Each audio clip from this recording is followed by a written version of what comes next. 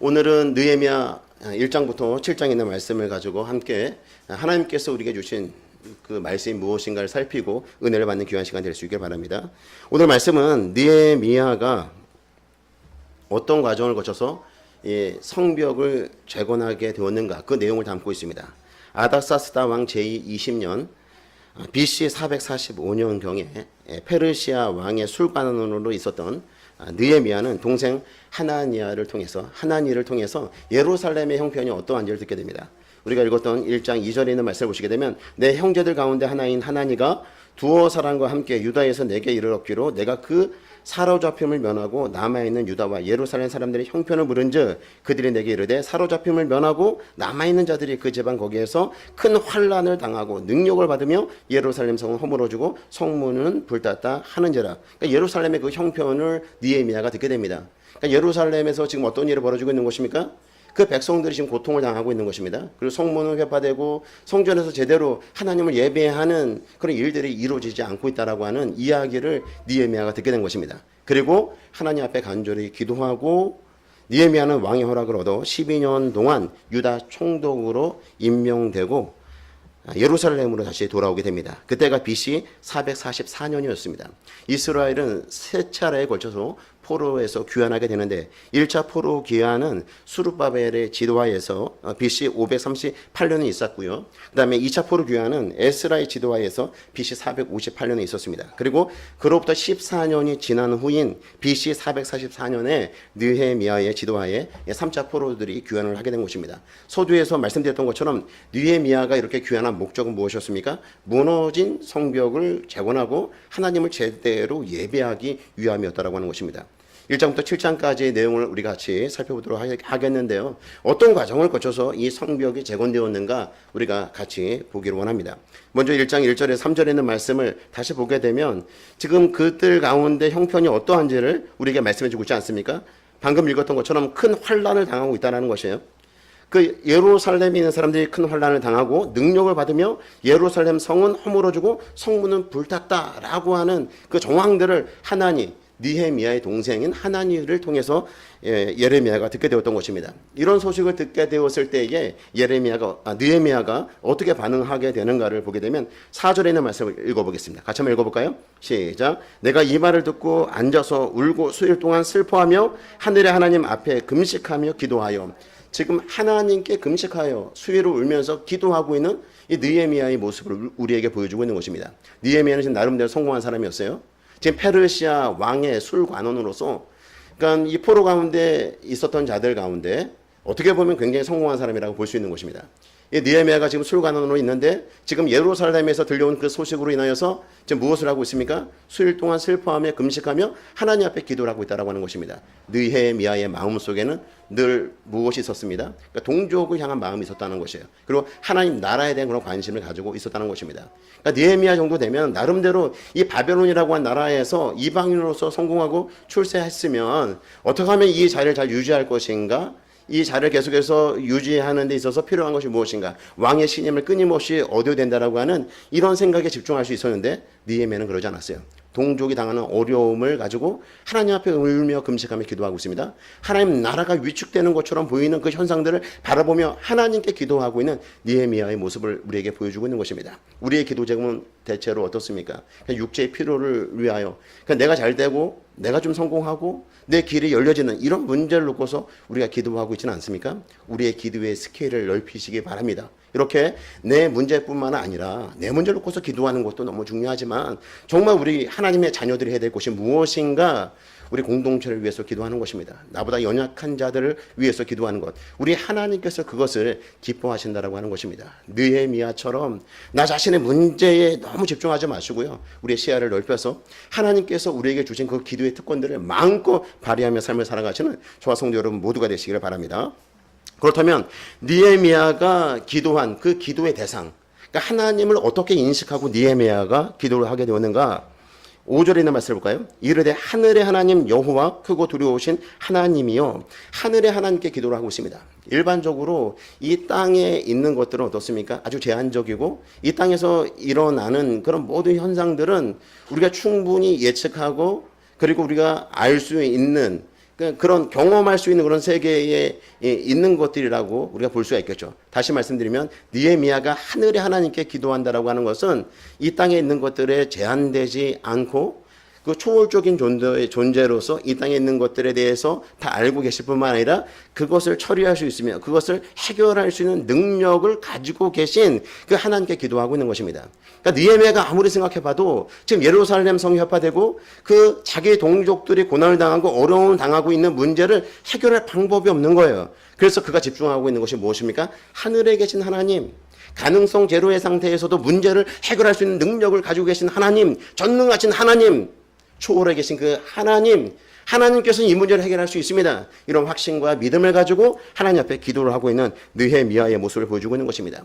또 한 가지는 하나님이여 주를 사랑하고 주의 계명을 지키는 자에게 언약을 지키시며 긍휼을 베푸신 주여 강관하이다. 언약에 신실하신 하나님, 약속한 것은 반드시 성취하고 이루시는 그 하나님께 집중하고 이 느헤미야가 기도를 하고 있다고 하는 것입니다. 언약에 신실하신 하나님은 과거 이스라엘 백성들이 출애굽하게 될 때 이스라엘 백성들이 하나님께 부르짖기 시작합니다. 하나님, 우리가 당하는 고통이 너무나 큽니다. 애굽에서 벗어날 수 있도록 해주십시오라고 하나님 앞에 간절히 부르짖어 기도합니다. 그럴 때 하나님께서 무엇을 기억하여서 그들을 애굽에서 구원해 내시는가? 아브라함과 이삭과 야곱과 한 언약을 기억하사 하나님께서 애굽에서 이스라엘 백성들을 건져내셨다고 하는 것입니다. 따라서 이 언약의 하나님, 언약을 반드시 지키시는 이 신실하신 하나님이 가지고 있는 그 의미가 무엇인가 하면 우리를 사랑하시고 우리에게 긍휼을 베푸시고 마침내 우리를 구원하신 하나님, 더불어서 우리가 기도하는 것에 대해서 반드시 어떤 형태로든지 좋은 것으로 응답하시는 하나님을 강조하고 있는 것입니다. 언약에 신실하신 하나님, 나와 언약을 맺고 그 다음에 나와 어떤 인격적 관계를 맺고 계시는 그 하나님은 반드시 나에게 좋은 것을 주신다는 것이에요. 지금 힘들고 지금 어렵지만 그 하나님은 나를 외면하지 아니하신다는 것입니다. 이와 같이 반드시 좋은 것으로 응답하실 그 하나님을 기대하면서 지금 느헤미야가 하나님 앞에 간절히 기도를 하고 있다라고 하는 것입니다. 또 실제로 이 언약에 신실하신 그 하나님께 어떻게 기도를 하고 있는가? 8절부터 11절에 있는 말씀을 보시겠습니다. 옛적에 주께서 주의 종 모세에게 명령하여 이르시되 만일 너희가 범죄하면 내가 너희를 여러 민족 가운데 흩을 것이요 만일 내게로 돌아와 내 계명을 지켜 행하면 너희 쫓긴 자가 하늘 끝에 있을지라도 내가 거기서부터 그들을 모아 내 이름을 두려고 택한 곳에 돌아오게 하리라 하신 말씀 이제 정확한데 기억하옵소서. 우리가 범죄해서 잘못을 해서 열방 가운데 흩어졌다 할지라도 우리가 죄를 회개하고 주의 계명을 지키겠습니다. 그렇게 돌이키게 될 때 하나님께서 열방 가운데서 어떻게 하시겠다는 거예요? 다시금 고토로 돌아와서 하나님을 예배하는 자리에 세우시겠다라고 하는 것이죠. 이 약속의 말씀을 붙잡고 기도하는 거예요. 그들이 돌아와서 무엇을 하는 것입니까? 하나님을 예배하는 거죠. 하나님을 예배할 때 하나님께 다시 복을 주십니다. 제사장 나라로 세워주십니다.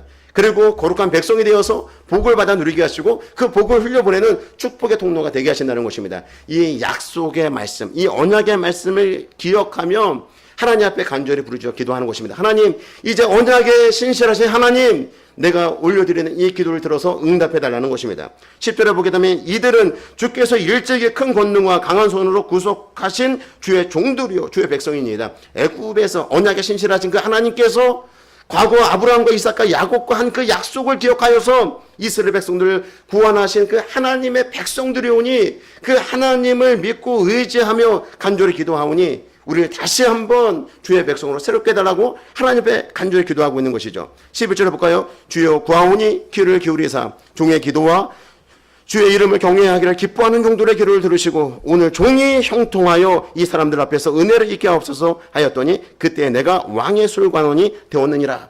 언약에 신실하신 하나님 앞에 간절히 기도하게 될 때 느헤미야는 깨달았어요.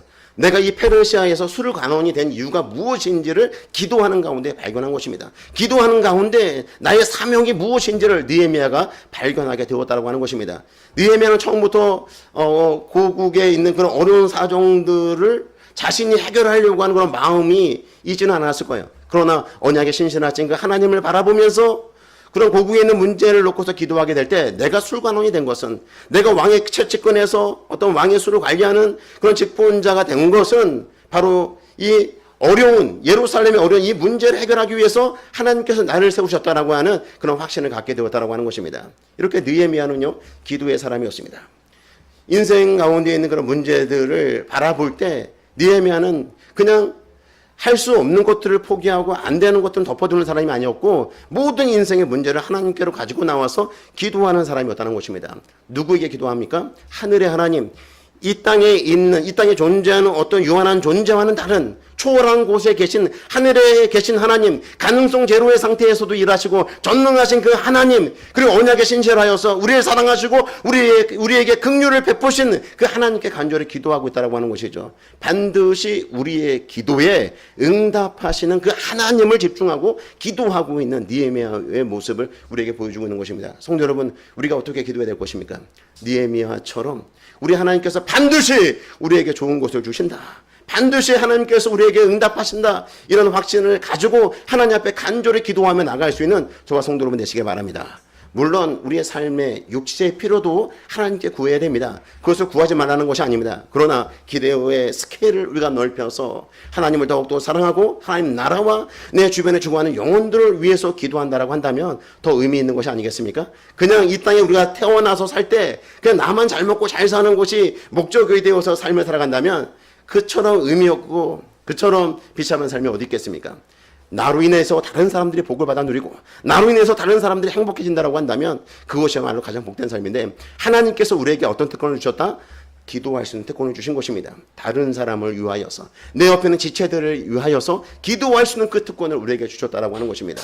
내가 잘 되고 내가 성공해서 정말 행복해지는 것도 의미가 있겠지만 내 주변에 있는 사람, 내가 기도하고 내가 격려하고 내가 세워나가는데 하나님께 기도하고 하나님께 맡기고 세워나갈 때 내 주변에 있는 영혼들이 예수님을 알게 되고 하나님을 잘 믿게 되고 신실한 그런 성도로 세워지는 것들을 우리가 묵도하게 된다면 그거보다 더 큰 기쁨이 우리에게 어디 있겠습니까? 우리 주변에 있는 사람들, 나라와 민족을 위해서, 이 코로나 전국 가운데 믿음에서 떨어진 사람들을 위하여서, 그리고 믿음이 약한 사람 믿음이 자랄 수 있도록, 그리고 하나님과 멀어진 사람들이 하나님과 더욱더 친밀한 교제를 할 수 있도록 위해서 기도하면서, 또한 그와 같은 일들이 실제로 삶 가운데, 그들의 삶 가운데 나타나는 것들을 우리가 경험하게 될 때 우리 안에 내가 잘 돼서 기쁨을 얻는 것보다도 더 큰 기쁨으로 우리 안에 느껴질 수 있다고 하는 것입니다. 성도 여러분, 우리에게 허락하신, 하나님의 자녀들에게 허락하신 이 기도의 특권들을 마음껏 발휘하며 삶을 살아가시는 저와 성도 여러분 모두가 되시기를 주의 이름으로 축복합니다.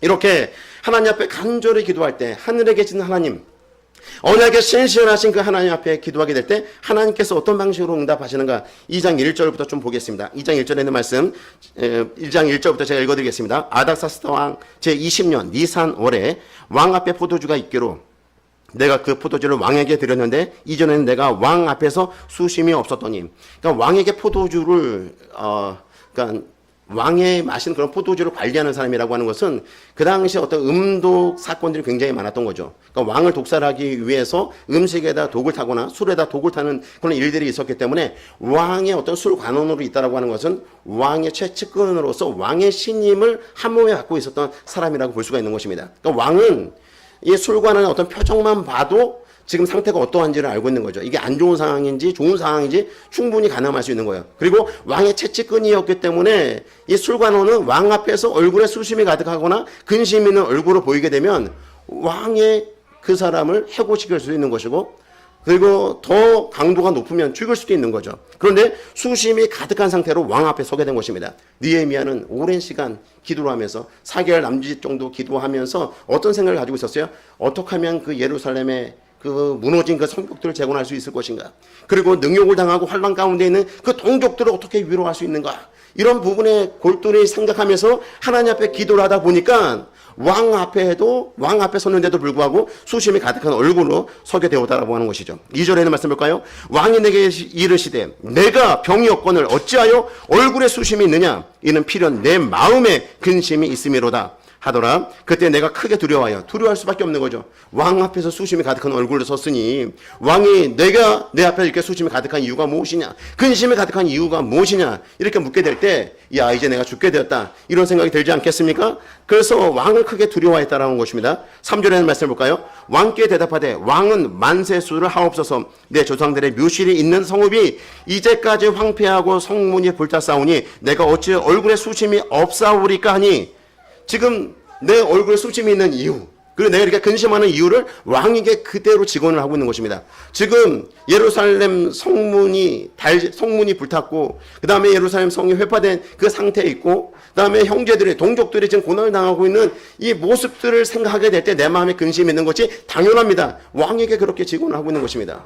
그런데 왕이 무슨 소리 하는 거야? 그건 너 사정이지. 왜 내 앞에서 그렇게 근심하고 있는 거야? 충분히 왕이 그렇게 말할 수 있는 상황 아니었을까요? 그런데 왕이 어떻게 이 느헤미야에게 질문하는 거 보겠습니다. 4절에 있는 말씀 볼까요? 왕이 내게 이르시되 그러면 내가 무엇을 원하느냐?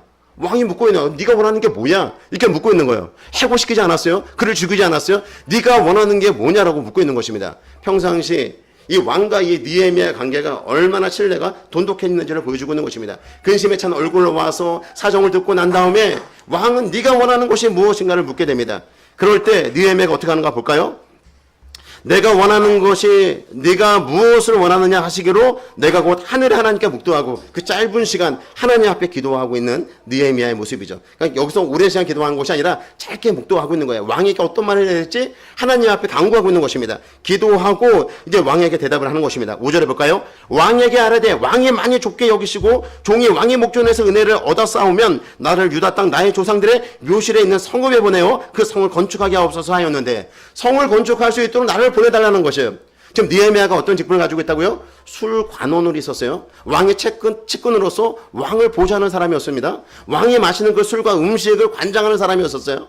독이 들었는지 안 들었는지를 다 체크하는 사람이 이 느헤미야였어요. 그러니까 측근에 있는 사람을 지금 어디로 보내달라는 거예요? 예루살렘에 돌아가서 성벽을 건축할 수 있도록 해달라고 요청하고 있는 것입니다. 왕이 거절할 수도 있죠. 그것만큼은 안 된다. 너 내 옆에 있어라. 이렇게 얘기할 수 있는데 왕이 그것을 허락합니다. 6절에 볼까요? 그때 왕후도 왕 곁에 앉아 있었더라. 왕이 내게 이르시되 내가 맨날에 다녀올 길이며 어느 때에 돌아오겠느냐 하고 왕이 나를 보내기를 좋게 여기시기로 내가 기한을 정하고, 내가 또 왕에게 아뢰되 왕이 만일 좋게 여기시거든 강서쪽 총독들에게 내리시는 조서를 내게 주사 그들이 나를 용납하여 유다에 들어가기까지 통과하게 하시고, 또 왕의 삼림 감독 아삽에게 조서를 내리사 그 성전에 속한 영문의 문과 성곽과 내가 들어갈 집을 위하여 들보로 쓸 제목을 내게 주게 하옵소서 하며, 내 하나님의 선한 손이 나를 도우심으로 왕이 허락하고 이 모든 것들을 허락하였다라는 것입니다. 생각해 보세요. 느헤미야가 기도를 하고 있습니다. 기도를 하고 있는데 예루살렘 그 성벽을 재건하기 위해서 내가 가야 되는데 갈 방법이 도무지 없는 거예요. 그리고 그 가기 위해서 통행증도 필요하죠. 왕의 조서가 찍혀있는 그 통행증이 있어야지 그 바벨론에서 예루살렘으로 돌아오는 길이 안전해질 수 있는 거예요. 그걸 놓고 하나님 앞에 기도하는데 답이 없는 거예요. 또 성벽 예루살렘에 도착한다 하더라도 성벽을 재건하고 그리고 성문을 달아는 데 있어서 필요한 재료들이 필요한데, 필요한 재료들이 있어야 되는데 이 재료들 역시 구할 방법이 없는 거예요. 하나님께 모든 것을 맡기 기도하고 있습니다. 하늘의 하나님께 기도하고 있습니다. 그리고 언약에 신실하신 하나님께 기도하고 있습니다. 기도하지만 답이 보이지 않습니다. 그런데 왕 앞에 우연히 서게 됐을 때, 수심이 가득한 얼굴로 서게 되었을 때 왕이 왜 그러냐고 묻게 되고, 왕의 그 사실을 알리게 되었을 때 왕이 원하는 것이 무엇인가를 묻게 되고, 그러면서 하나하나 이게 정리되면서 이런 문제들이 해결되어야 됩니다라고 알게 되었다라고 하는 것입니다. 느헤미야가 처음부터 기도할 때 하나님 이 문제가 해결되어야 됩니다. 이 문제를 이런 방법으로 해결해 주시고요. 내가 왕 앞에 수심이 가득 찬 얼굴로 나가게 될 때 왕이 나에게 묻게 되고, 내가 왕이 나에게 묻게 되었을 때 내가 이렇게 답하겠습니다. 이런 것들 철저하게 준비하고 왕 앞에 쓴 것이 아니라 하나님 앞에 기도를 하지만, 가능성 제로의 상태에서 이러시는 하나님 앞에 기도하고 있지만 하나님께서 어떤 방식으로 응답하실지는 아직 모르는 거예요. 이루어진 건 단 하나도 없어요. 그런데 왕이 묻기 시작할 때 느헤미야가 본 것이 있죠. 무엇을 본 거예요? 하나님의 손을 본 것이에요. 기도하지 않으면 절대 볼 수 없는, 하나님이 지금 왕을 통해서 일하고 계시는구나. 하나님께서 왕을 통해서 나로 예루살렘으로 돌아가게 하실 것이구나. 하나님께서 왕을 통해서 통행증을 발급받고, 그 다음에 그 살림을 관리하는 아삽을 통해서 필요한 목재들을 받고 성문을 달 수 있도록 하나님께서 하시는구나. 이와 같은 사실을 알고 하나님의 손길을 의지하고 자신이 기도하지만 답이 없었던 그 기도가 응답되어지는 것들을 느헤미야가 목도할 수 있었다라고 하는 것입니다. 8절 하반절에 보게 되면, 내 하나님의 선한 손이 나를 도우심으로 왕이 허락했는데 그 이면에 무엇이 있었다라고 하는 것입니까? 하나님의 선한 손이 있었다는 거예요. 하나님의 그 선한 손, 하나님이 일하시는 그 손, 하나님의 그 능력, 그것은 누가 경험하고 누가 볼 수 있는가? 기도하는 사람만 볼 수 있어요. 기도하는 사람만 그 손을 바라보며 하나님이 일하고 계시는구나, 하나님이 함께하고 계시는구나를 경험할 수 있다고 하는 것입니다. 예전에도 말씀드렸지만 기도는 무엇입니까? 하나님께서 하시고자 하는 일들을 우리 가운데 먼저 소원으로 두시고 우리로 기도하게끔 만드신 다음에 하나님께서 성취해 나가시며 우리로 하여금 이 일들을 이루어 가시는 그 하나님의 능력을 바라보게 하신다는 것입니다. 느헤미야도 마찬가지예요. 기도할 때 하나님의 손을 보게 되었다라고 하는 것입니다. 성도 여러분, 하나님의 손길이 느껴지십니까? 섬세하게 정말 정교하게 역사하시는 그 하나님의 손길을 보기를 원하십니까? 기도의 사람이 되시기 바랍니다. 우리가 기도할 때 내용은요, 느헤미야처럼 무궁무진해도 괜찮아요. 가능성 제로의 상태에서 기도해도 괜찮아요. 그러나 우리가 기도하게 될 때 섬세하게 움직이시는, 정교하게 일하시는 그 하나님의 손길을 보게 될 것입니다. 왕을 통하여서 일하시는 그 하나님, 느헤미야가 모든 것이 다 준비되어서 예루살렘으로 가서 성벽을 재건한다고 한번 생각해 보십시오. 느헤미야가 할 수 있는 건 한계가 있어요. 그러나 그 당시에 천하를 통일했던 전 세계 그 당시 고대 근동의 어떤 패권 국가였던, 패권을 장악했던 이 페르시아 왕, 이 아닥사스다 왕의 조소를 가지고 성벽을 재건한다고 하면 그것도 누구도 방해할 수 없는 거죠. 방해가 있다 하더라도 왕의 조소를 보여주면서 계속해서 그 일들을 추진할 수 있다라고 하는 것입니다. 이렇게 하나님께 맡기고 기도하게 될 때 하나님의 그 손 한 손, 하나님의 일하시는 그 손을 바라보고 경험할 수 있었다라고 하는 것입니다. 성도 여러분, 우리의 삶의 크고 작은 문제, 덮어놓고 이건 기도해도 안 될 문제야 라고 생각했던 것조차도 이제는 다시 부여잡고 하나님 앞에 간절히 기도하시는 저와 성도 여러분 되시기 바랍니다. 그리할 때 하나님의 일하시는 손, 하나님의 그 손 한 손을 바라보며 경험할 수 있게 될 것입니다. 이와 같이 하나님 앞에 부르짖어 간절히 우리 모든 삶의 문제를 아뢰고 가능성 제로의 상태, 불가능한 상태라 할지라도 그 가운데 역사하시는 하나님의 손길을 바라보면서 기도할 수 있는 저와 성도 여러분 모두가 되시기를 주의 이름으로 축복합니다. 이렇게 왕이 내린 그 조서를 가지고 느헤미야는 예루살렘으로 돌아오게 됩니다. 3일이 지난 이후에 새벽에 그 성벽들을 이제 순찰하고 백성들의 마음을 움직여서 이제 성벽을 재건하는 일들을 하게 됩니다. 성도 여러분, 왕이 허락한 그 조서도 가지고 있습니다. 이제 성벽을 재건하기 위해서 어떻게 보면 이제 모든 필요한 것들이 준비된 것처럼 보입니다. 이제 뭐 성벽을 재건하면 되는 것 같아요. 빨리 재건하고 느헤미야는 다시 바벨론으로 돌아가서 왕의 술관원으로서의 그 역할들을 감당하면 될 것 같아요. 뭐 하나님께서 기뻐하시는 일이기 때문에 성벽을 재건하고 그 백성들이 성전에서 하나님을 예배하는 것, 하나님께서 기뻐하시는 것 아니겠습니까? 그래서 이 성벽 재건하는 일들이 원활하게 순조롭게 잘 될 것으로 생각하였는데 이 성벽 재건하는 일들이 어려운 난관에 부딪히게 됩니다. 주변에 있는 민족들의 방해가 시작된 것입니다. 4장에 있는 말씀 볼까요? 4장 1절부터 제가 읽어드리겠습니다. 산발랏이 우리가 성을 건축한 다음을 듣고 크게 분노하여 유다 사람들을 비웃으며, 분노하고 비웃어요. 그 내용을 볼까요? 2절에 있는 말씀입니다. 자기 형제들과 사마리아 군대 앞에서 일러 말하되, 자기 군대들 쫙 세워놓은 거예요. 그러니까 유다 백성들이 그 군대를 바라보면 어떤 느낌이 들까요? 위축될 수밖에 없는 거죠. 그 군대를 딱 세워놓고 뭐라고 얘기하냐면, 이 미약한 유다 사람들이 하는 일이 무엇인가? 지금까지 그들은 성벽을 재건하지 못하고 있었어요. 그런데 그리고 이 주변에 있는 사람들로 인해서 환난과 그런 고난을 겪고 있었어요. 그러니까 이 산발랏이 뭐라고 얘기하냐면, 이 미약한 너희 유다 사람들아, 너희들이 하는 것이 무엇이냐? 스스로 경고하게 하려느냐? 그럼 왜 진작 못해서? 예전에 왜 못하고 왜 지금 하려고 하는 거야? 너희들이 하려고 해도 그거 안 될걸? 이런 식으로 어떤 심리적인 공격을 하는 것입니다. 그리고 제사를 드리려는가? 하루의 일을 마치려 하는가? 그러니까 하루 만에 다 질 수 있을 것 같아. 엄청나게 열심히 일을 하고 있지만 결국 너희들은 포기하고 말 거야. 이런 식으로 계속 심리적으로 그들이 지금까지 약하다고 생각했던 것, 그 부분을 계속해서 집요하게 공격을 하고 있는 것입니다. 불탄 돌을 흙 무더기에서 다시 일으키려고 하는가 하고, 3절에 볼까요? 암몬 사람 도비아는 곁에 있다가 이르되, 그들이 건축하는 돌 성벽은 여우가 올라가도 곧 무너지리라 하더라.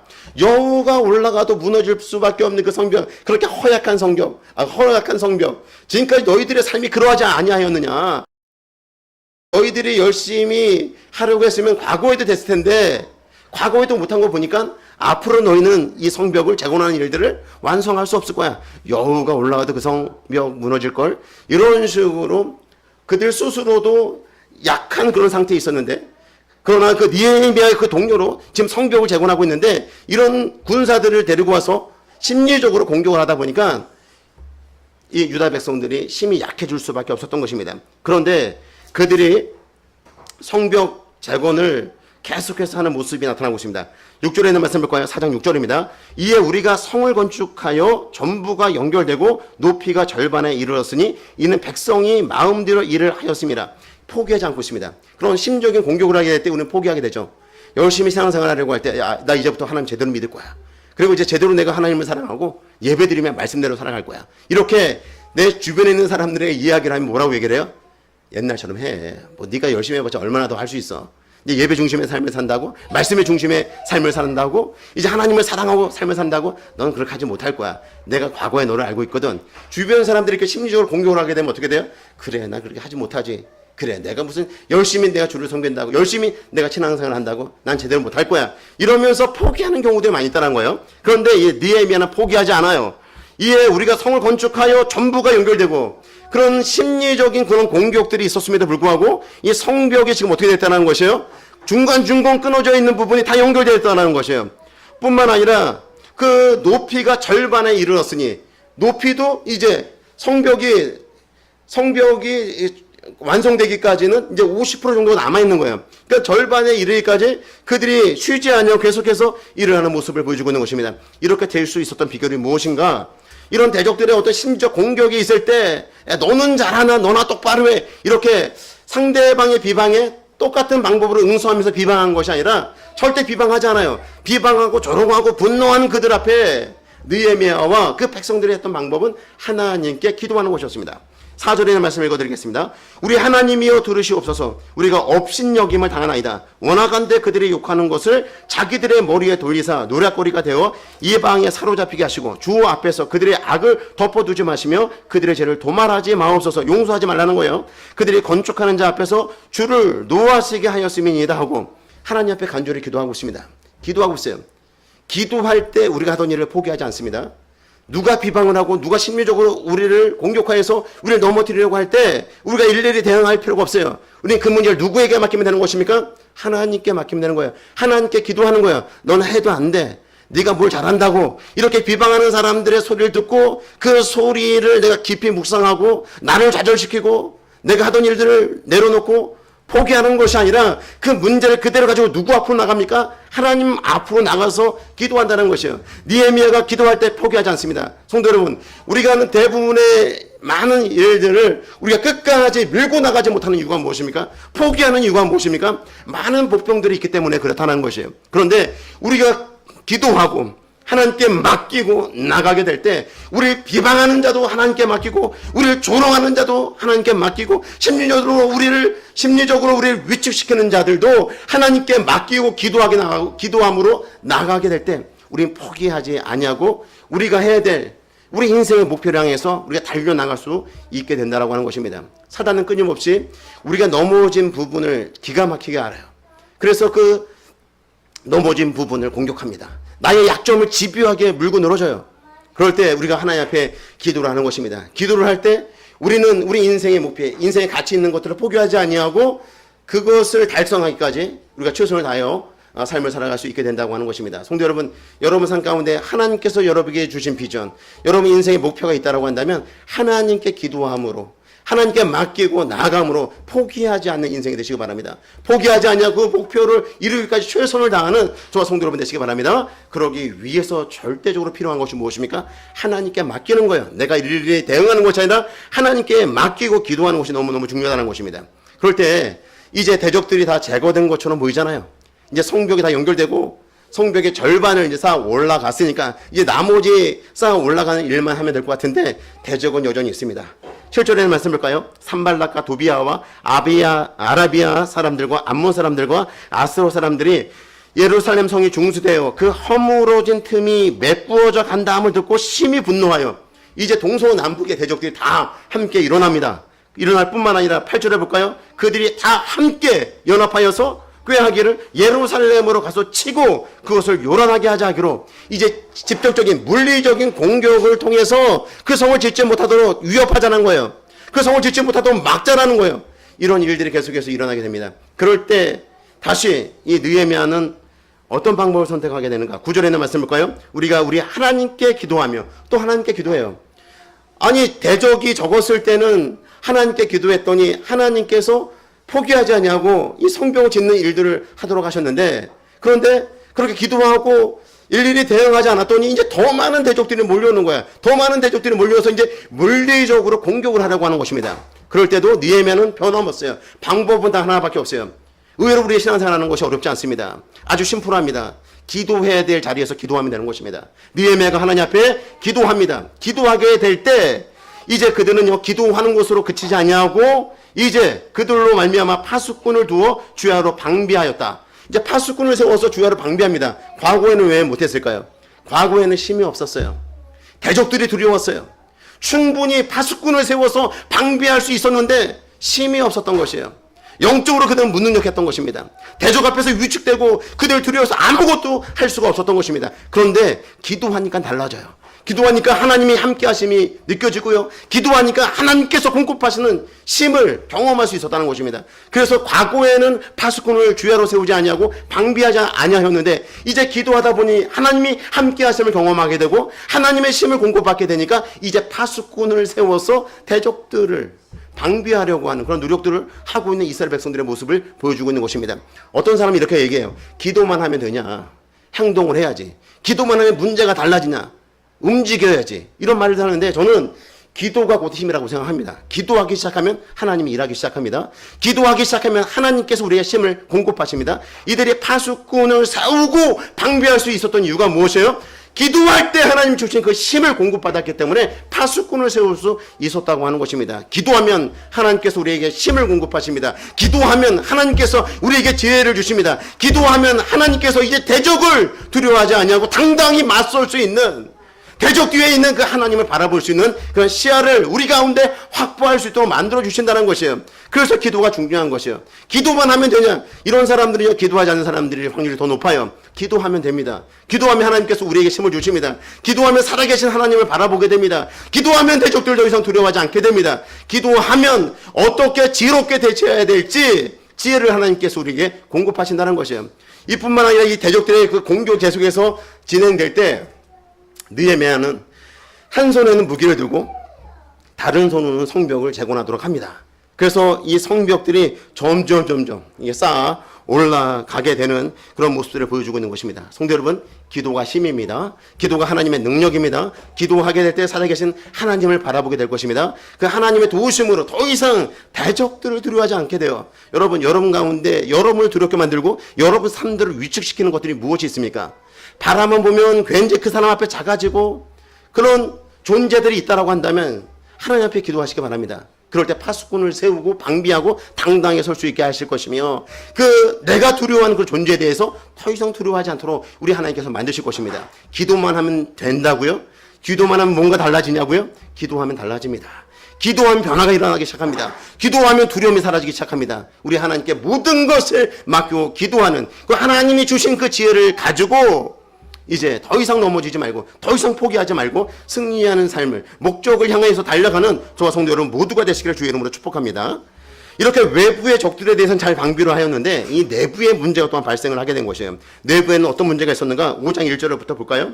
그때 백성들이 그들의 아내와 함께 크게 부르짖어 그들의 형제인 유다 사람들을 원망하는데 어떤 사람은 말하기를 우리와 우리의 자녀가 많으니 양식을 얻어 먹고 살아야 하겠다 하고 어떤 사람은 말하기를 우리가 밭과 포도원과 집이라도 저장 잡히고 이 흉년에 곡식을 얻자 하고 어떤 사람들은 말하기를 우리는 밭에 포도원으로 돈을 빚내서 왕에게 세금을 바쳤도다. 우리 육체도 우리 형제의 육체와 같고 우리 자녀도 그들의 자녀와 같거늘 이제 우리 자녀를 종으로 파는도다. 우리 딸 중에 벌써 종된 자가 있고 우리의 밭과 포도원이 이미 남의 것이 되었으나 우리에게는 아무런 힘이 없도다 하더라. 외부의 적들에 대해서 잘 방비했어요.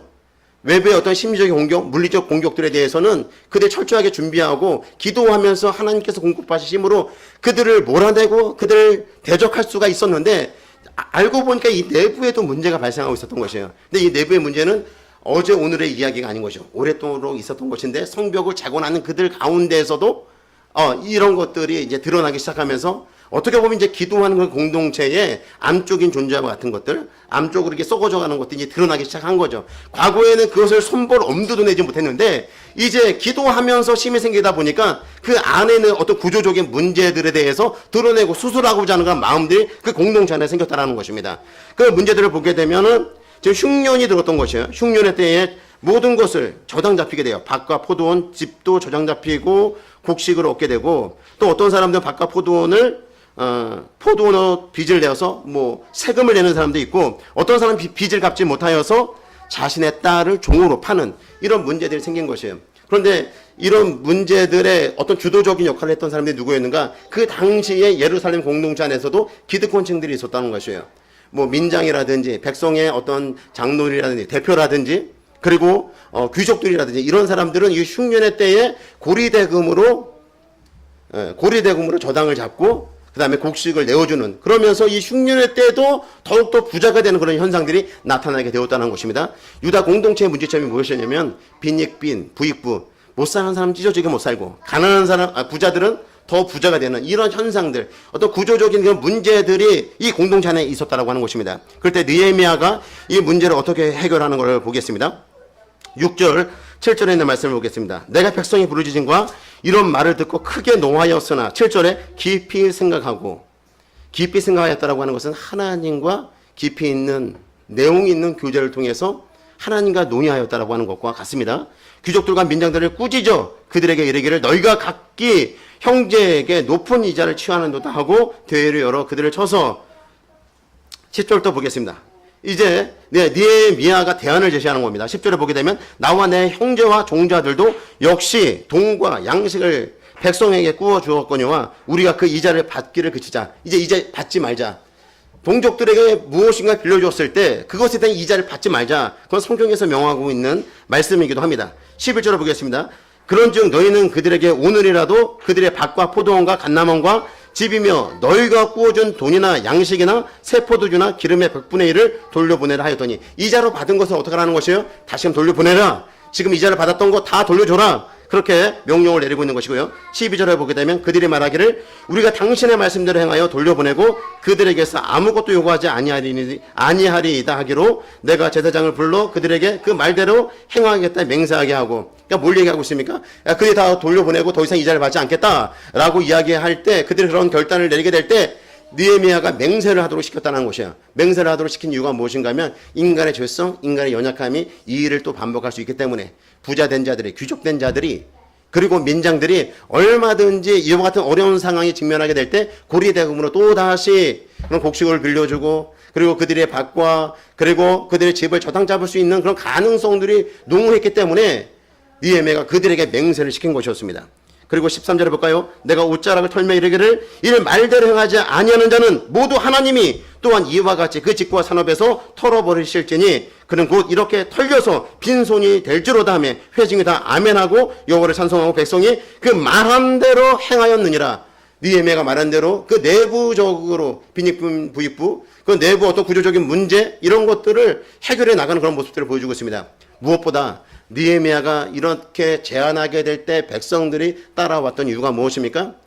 이게 느헤미야도요, 총독으로서 그 땅에서 12년 동안 있게 됐는데 총독으로서 받아야 될 그 녹이 있었습니다. 그 녹을 12년 동안 받지 않은 것이에요. 먼저 희생과 헌신을 하였기에 그 백성들에게 권면하고 독려하게 됐을 때 그것이 성공적으로 이루어질 수 있었다고 하는 것입니다. 그렇다면 느헤미야는 하나님께 구한 것이 무엇이었을까요? 하나님께 기도하면서 이 성벽을 재건하는 일들을 함에 있어서 필요한 것이 무엇인가를 이 느헤미야가 하나님 앞에 구할 때 다른 어떤 것도 구하지 않았어요. 하나님, 내가 녹을 받지 아니하니까 하나님께서 그 녹을 채워주십시오. 나의 필요한 것들 채워주십시오. 그렇게 하나님께 구하지 않고 느헤미야가 하나님께 구한 것은 하나였습니다. 하나님께 은혜를 구하였다는 것입니다. 19절에 있는 말씀 같이 우리 한 목소리 읽도록 하겠습니다. 시작. 내 하나님이여, 내가 이 백성을 위하여 행한 모든 일을 기억하사 내게 은혜를 베푸시옵소서. 하나님께 은혜를 구하고 있는 이 느헤미야의 모습을 보여주고 있습니다. 느헤미야는요, 그 페르시아 왕을 보좌하는 왕의 어떤 최측근으로서 술관원으로서 성공한 사람이었잖아요. 그런데 그가 예루살렘으로 돌아올 수 있었던 이유가 무엇이요? 예루살렘으로 돌아온 건 성벽을 재건하는 거죠. 성벽 재건하는 것이 느헤미야에게는 큰 기쁨이었어요. 큰 즐거움이었고 그것이 그의 사명이었다는 것이요. 우리가 사명을 감당할 때 우리는 기쁩니다. 사명을 감당할 때 우리의 의미 있는 삶을 살아가고 있다라고 생각을 합니다. 가장 복된 삶이 될 수 있는 것이죠. 그가 성벽을 재건하는데 얼마나 많은 그런 주변의 그 위협들이 도사리고 있었습니까? 산발락과 도비아과 이 게셈과 같은 사람들이 계속해서 유다가 성벽을 재건하는 일들을 방해하지 않습니까? 그럼에도 불구하고 주눅들지 않냐고 하나님께 기도하면서 그 성벽 재건하는 일들을 지속적으로 할 수 있었던 이유가 무엇이에요? 하나님의 은혜가 있었기 때문에 가능하였다라고 하는 것입니다. 그 느헤미야가 하나님께 구하고 있는 건 뭐예요? 하나님 은혜 주십시오. 하나님 은혜가 필요합니다. 이 땅에 살아가는 많은 사람들이 하나님의 은혜는 없어도 됩니다. 나의 삶을 돈으로 채워주십시오. 성공으로 날 채워주십시오. 풍요로 날 채워주십시오. 이렇게 하나님 앞에 기도하고 삶을 살아가는 사람들이 얼마나 많은지 몰라요. 하나님과 친밀한 인격적 교제보다 그냥 나의 그런 욕심을 채우는 그런 나의 욕심을 채우는 그런 일들을 하면서 살아가는 사람들이 얼마나 많은지 몰라요. 성도들 가운데도 얼마나 많은지 몰라요. 예배하는 것이 너무나 즐겁습니다. 기도하는 것이 좋습니다. 하나님과 하나님의 뜻을 아는 이 말씀을 연구하는 것이 나에게 얼마나 행복한지 모릅니다. 이런 고백을 하는 사람은 하나님의 은혜를 입고 있는 사람이죠.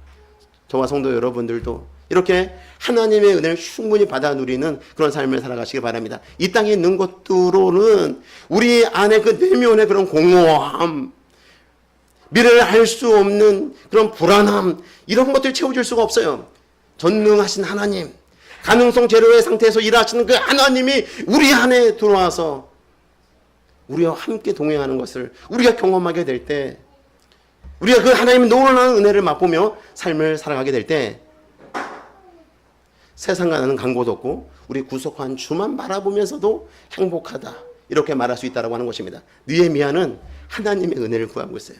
더 많은 돈과 더 많은 풍요와 더 높은 직책을 원하고 있는 것이 아니라 이 땅에서 잘 먹고 잘 사는 것이 인생의 목적이 되어서 삶을 살아가는 것이 아니라 하나님의 은혜를 구하고 있어요. 그래서 이 성벽 재건한 일들을 잘 마무리할 수 있도록 지금까지 하나님께 기도하면서 그런 주변에 내 외쪽으로 많은 그런 대적들과 그다음 갈등들이 있었지만 이런 것들 다 봉합하고 성벽 재건하는 일들을 했던 것처럼 마지막까지도 이 일들 잘 할 수 있도록 하나님의 은혜를 구하고 있다고 하는 것입니다. 성도 여러분, 하나님의 은혜면 족한 것입니다.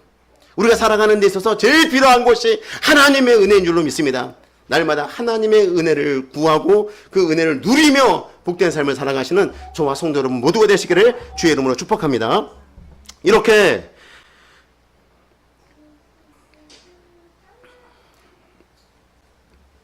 대적들의 공격이 있었지만, 그러니까 느헤미야라고 하는 지도하에, 느헤미야의 그 지도하에 이 성벽을 재건하는 일들을 막을 수가 없었어요. 그 누구도. 왜? 느헤미야가 기도의 사람이었기 때문에, 하나님의 은혜를 구하는 사람이었기 때문에 이 느헤미야를 중심으로 해서 이 성벽 재건하는 일들을 막을 수 있는 그런 존재는 없었다는 것이에요. 사단도 계속해서 낙담하게 되죠. 하나님의 성전이 계속해서 차곡차곡 이 성벽들이 쌓아 올라가는 그런 모습들을 바라보게 될 때 낙심할 수밖에 없는 것입니다. 그럴 때 이 대적들이 누구를 공격하려고 합니까? 이 성벽을 재건하는 데 있어서 핵심 인물인 느헤미야를 제거하려고 합니다. 느헤미야만 제거되면 아무리 그들이 성벽을 멋있게 쌓아 올라가고 있다 하더라도 더 이상 그 성벽 쌓는 일들을 하지 못할 것이다. 느헤미야를 집중적으로 공격을 하려고 합니다. 우리 6장 보겠습니다. 6장 1절에 있는 말씀부터 제가 읽어드리겠습니다. 산발락과 도비아와 아라비아 사람 게셈과 그 나머지 우리의 원수들이 내가 성벽을 건축하여 허물어진 틈을 남기지 아니하였다함을 들었는데 그때는 내가 아직 성문에 문짝을 달지 못한 때더라. 이제 성벽은 거의 다 완성된 상태예요. 구분능선까지 이제 완전히 다 완성된 그 상태에 있었던 거예요. 이제 마지막으로 그들이 해야 될 것이 무엇입니까? 이제 성벽에 이 성문에 문만 달면, 문짝만 달면 이제 모든 것들이 끝나는 그런 상황 가운데 놓이게 되었을 때 산발락과 이 도비아, 이 게셈 사람들이 어떤 계략을 세우게 되냐면 2절에 있는 말씀 볼까요? 산발락과 게셈이 내게 사람을 보내어 이르기를 오라 우리가 오노평지 한촌에서 서로 만나자니, 이제 만나자는 것이에요. 그러니까 느헤미야도 이제 거의 이제 성벽 재건이 끝나는 시점에서 이들이 이제 주변에 있는 대적들이 만나자고 제안하는 거예요. 이건 어떤 평화 협상이라고 볼 수 있는 것이에요. 어차피 너희들이 이제 성벽 재건하는 거 우리가 막을 수 없으니까 이제 우리가 서로 좋은 관계를 맺고 너희들은 너희대로 이제 성벽 재건하는 일들 맞춰라. 뭐 이런 식의 어떤 평화 협상을 제안을 한 거예요. 그럼 충분히 가서 그 말에 응할 수가 있는 건 아니겠습니까? 그런데 느헤미야는 가지 않습니다. 실상은 나를 해하고자 함이더라. 평화를 가장한 만남을 가지게 한 다음에 이 느헤미야를 암살하고자 하는 그런 계획들이 있었던 것이죠. 그러니까 우리가 신앙생활 하면서 우리가 모르게 이루어지는 것들이 너무나 많아요. 우리가 분별력도 있어야 되지만 하나님의 도우신 손길이 없으면 우리는 넘어질 수밖에 없는 그런 연약한 존재라는 것입니다. 그렇기 때문에 우리는 더욱더 깨워서 하나님께 모든 것을 맡기고 기도해야 되는 것이에요. 이렇게 암살 의도를 가지고 마치 광명의 천사로 가장하여서 손을 내미는데 느헤미야도 자칫 잘못하면 그 손을 잡을 수 있는 그런 상황들이 충분히 전개될 수 있는데 느헤미야가 그것을 알아차렸던 것입니다. 그런데 그들이 포기하지 않아요. 3절에 볼까요? 내가 곧 그들에게 사자들을 보내어 이르기를 내가 이제 큰 역사를 하니 내려가지 못하겠노라. 어찌하여 역사를 중지하게 하고 너희에게로 내려가겠느냐 하매. 그러니까 계속해서 주변에 어떤 방해들이 있었는데 그들이 화해의 제스처를 보이니까 느헤미야가 그래? 그럼 우리 손 잡자. 충분히 그럴 수 있는 그런 가능성이 있어 보였잖아요. 그런데 그렇게 하지 않았다는 것이요. 이 성벽을 중건하는 것이 느헤미야에게는 가장 최고의 목표였기 때문에 이 성벽을 재건하는 일들을 마치기 전에 그들을 만나고자 하지 아니하였다. 이것이 정말 중요한 일이었다라고 그렇게 말을 하고 있는 것입니다. 타협하지 않았다는 것입니다. 4절에 볼까요? 그들이 네 번이나 이같이 내게 사람을 보내되 나는 똑같이 대답하였더니 네 번이나 보냈다는 거예요. 한 번 하고 포기하는 것이 아니라 대적들이 한 번 해서 안 되니까 또 두 번 하고 두 번 해서 안 되니까 세 번 하고 세 번 해서 안 되니까 네 번 하고 네 번을 거절했어요. 그 네 번을 거절하면 대적들이 포기할까요? 이제 성벽은 거의 다 완성됐어요. 이제 성문에 문만 달면 되는데 이 대적들은 네 번의 지변 공격을 합니다.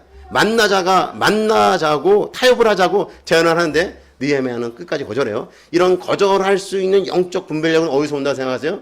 하나님 앞에 기도할 때 오는 것입니다. 하나님께 기도할 때 이런 분별을 가질 수 있는 것입니다. 그리고 나서 이 대적들이 포기했는가? 포기하지 않습니다. 5절에 볼까요? 산발랏이 다섯 번째는 그 종자의 손에 봉하지 않은 편지를 들려 내게 보냈는데 봉하지 않았대요. 편지를. 봉하지 않은 그 편지였다라고 하는 것은 그 내용을 누구나 볼 수 있도록 하였다는 것입니다. 만약에 제가 권사님에게 편지를 보낼 때 편지를 잘 봉하겠죠. 봉해서 그리고 그 내용을 담아서 보내겠죠. 만약에 편지를 봉하지 않으면 뭐 누구나 볼 수 있는 내용이니까 물론 봉하지 않을 수도 있겠죠. 그런데 여기서 봉하지 않은 편지를 보냈다라고 하는 것은 다른 사람들도 그 내용을 꺼내서 볼 수 있도록 하였다라고 하는 것입니다. 그 내용이 무엇인가 보게 되면 6절에 보게 되면 그 글에 이르기를 이방 중에도 소문이 있고 가스무도 이 게셈의 지도자를 말하고 있습니다. 가스무도 말하기를 너와 유다 사람들이 모반하려 하여 성벽 건축한다 하나니 내가 그 말과 같이 왕이 되려 하는도다. 그러니까 성벽을 다 재건하고 난 다음에 지금 느헤미야가 왕이 된다라고 하는 그 소문이 돌고 있다라는 것이에요. 7절에 볼까요? 또 내가 선지자를 세워 예루살렘에서 너를 들어 선전하기를 유다의 왕이 있다 하게 하였으니 지금 이 말이 왕에게 들리시라. 그런지 너는 이제 오라 함께 의논하자 하였기로. 이제 뭐를 얘기하고 있어요? 그 편지 내용들이 악성 루머와 같이 이렇게 독보서까지 번져나가고 있는데 네가 나와서 우리랑 얘기하면서 사실이 아니면 사실이 아니다라 얘기하고 그러니까 진상을 좀 알아보자. 이런 식으로 느헤미야가 나올 수밖에 없는 그런 상황들을 만들어 간 것입니다. 그때 느헤미야가 어떻게 반응한가 볼까요? 8절을 볼까요? 내가 사람을 보내어 그에게 이르기를 내가 말한 바 이런 일은 없는 일이요. 이거 없는 일이다. 그건 루머다. 그리고 내 마음에서 지어낸 것이라 하였더니 너희들이 그냥 지어낸 말일 뿐이지 나는 왕이 되려고 한 적도 없고 그래서 이 성이 완성된 다음에 우리가 페르시아 왕을 모반하려고 하는 그런 계획도 없다. 그것은 너희들이 지어낸 말에 불과하다. 이렇게 이야기를 합니다. 그러면서도 이 느헤미야 마음 가운데 불안함이 있죠. 잘못된 소문이라 할지라도 왕에게 들려지게 될 때 이 성벽 재건 거의 다 완성된 이제 성물만 닿으면 이 끝나는 이 성벽 재건하는 일들이 중단될 수 있는 가능성들이 있었기 때문에 그 마음 가운데 두려움이 있었던 것입니다. 9절에 볼까요? 이는 그들이 다 우리를 두렵게 하고자 하여 말하기를 그들의 손이 피곤하여 역사를 중지하고 이르지 못하리라 함이라. 이제 내 손을 힘있게 하옵소서 하였노라. 하나님 앞에 기도하고 있는 거예요. 느헤미야는 그런 삶의 마지막 순간까지도 하나님 앞에 계속해서 맡기고 있는 거죠. 마음 가운데 왜 두려움이 없겠어요?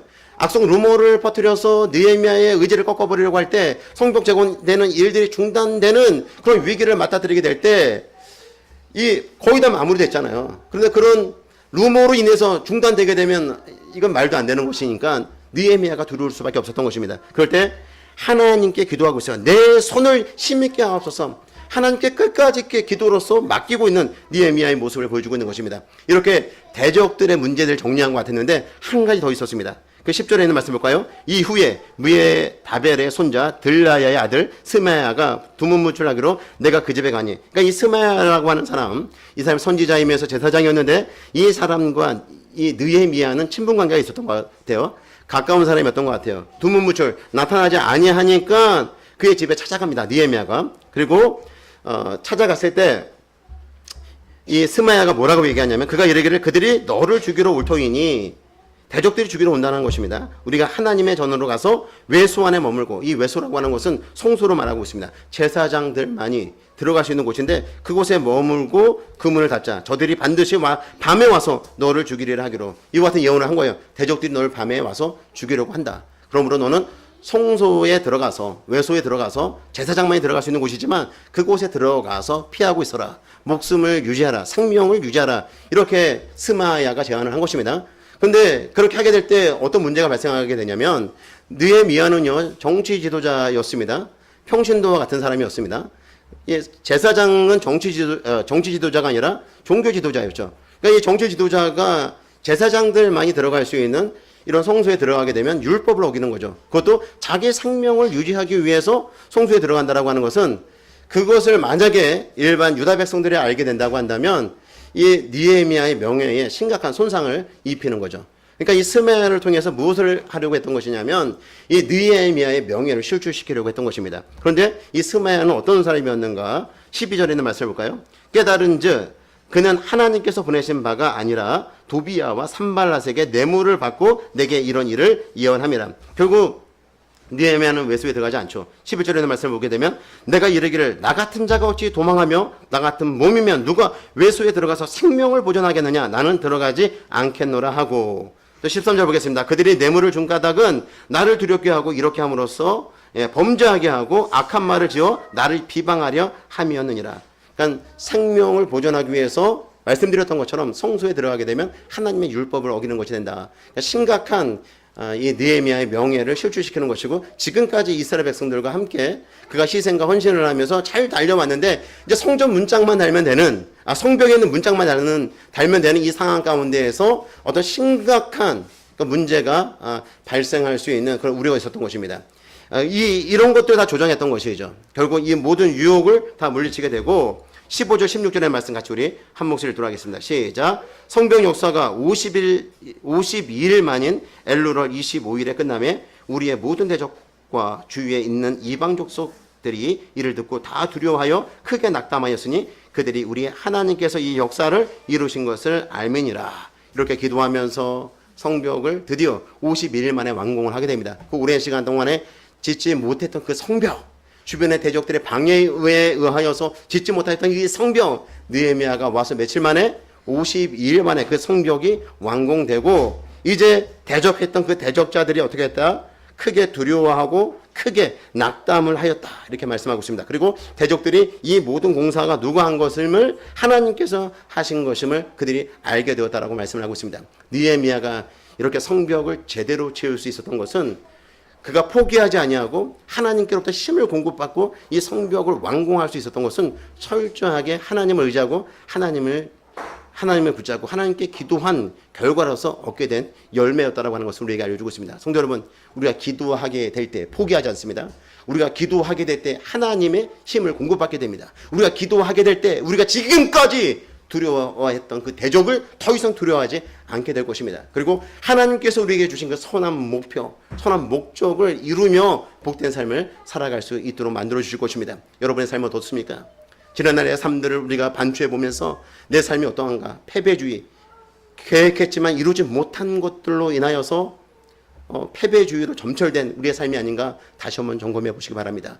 포기했던 일들이 많았던 내 삶이 아니었는가를 다시 한번 점검해 보시기 바랍니다. 이제 하나님께서 기뻐하시는 일들, 예배 중심의 삶, 하나님 중심의 삶, 말씀 중심의 삶, 기도의 삶을 살아가겠노라. 여러분들이 그 같은 결단과 의지를 표명했다라고 한다면 이제 그 의지가 꺾이지 아니하도록 그 좋은 그런 결정들, 그런 선한 목적들이 훼손되지 아니하고 포기하지 않도록 하기 위해서 우리가 해야 될 것은 이제 무시로 깨워서 하나님 앞에 기도하는 것입니다. 기도하게 될 때 하나님께서 포기하지 않도록 만들어 주실 것입니다.